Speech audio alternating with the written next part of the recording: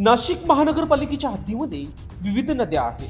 त्या नद्यांचं पाणी हे फिल्टर प्लांट मध्ये जाऊन ते पाणी स्वच्छ करून नागरिकांच्या पिण्यासाठी वापरले जाते. मात्र त्याच फिल्टर प्लांट मधून आता दूषित पाण्याचा प्रवाह गंगेमध्ये सोडत असल्याचं धक्कादायक वास्तव समोर आलं आहे. लाखो रुपये खर्च करून नाशिक महानगरपालिकेने फिल्टर प्लांट उभारला आहे.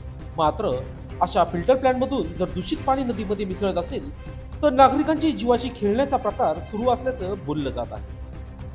नाशिक महानगरपालिकेने लाखो रुपये खर्च करून मलनिस्सीकरण केंद्र तपोन परिसरामध्ये उभारले. या मलनिस्सीकरण केंद्राचं काम घाण पाणी एकत्र करून ते शुद्ध करण्याचं काम करत असतं. मात्र याच मलनिस्सीकरण केंद्रामधून आता नाशिकच्या गोदावरी नदीमध्ये घाण पाणी सोडण्यात येत असून त्या घाणीच्या पाण्याचा फेस देखील आपल्याला दिसून येत आहे. त्याच अनुषंगाने नाशिक नवनियुक्त मनपा आयुक्त मनीषा खत्री ह्या अशा दोषी अधिकाऱ्यांवर कारवाई करेल का असा प्रश्न सर्वसामान्य नागरिकांना पडला आहे.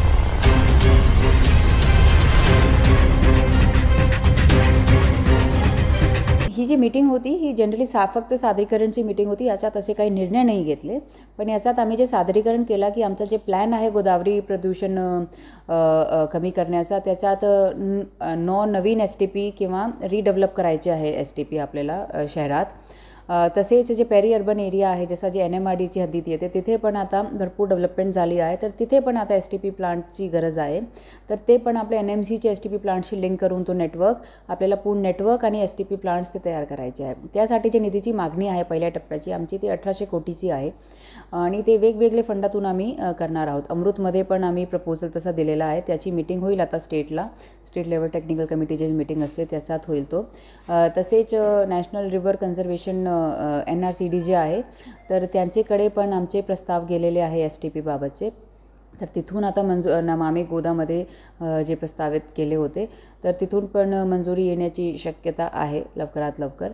तर ते जर मंजुरी आली तर इमिजिएटली आपलं काम सुरू होईल, कारण की आपल्याकडे वेळ थोडा कमी आहे तसा जर पाहिला. कुंभ आता 2-2.5 वर्षच राहिले फक्त. तर त्याच्यात हे काम मंजूर पण करून घ्यायचे आहे आणि नंतर इम्प्लिमेंट पण करायचे. ज्याला कमीत कमी 2 वर्ष लागतात एक STP प्लांट बांधायला. तर त्याच पद्धतीने मग जसं वेळ कमी आहे त्याच पद्धतीने आता फॉलोअप पण खूप मोठ्या प्रमाणावर आम्ही चालू केलेलं आहे की ते लवकरात लवकर मंजुरी व्हावी आपला सेंटरकडून किंवा स्टेटकडून. आणि त्यांच्याकडून पण आम्हाला पॉझिटिव्ह सिग्नल्स तसे मिळाले आहे की प्रपोजल्स जे आहे आमचे ते सगळे स्क्रुटिनाइज तसे करताय आणि ते बरोबर आहे. आता ते पण होईल. लोकशाही साठी बंटी आढाव, नाशिक.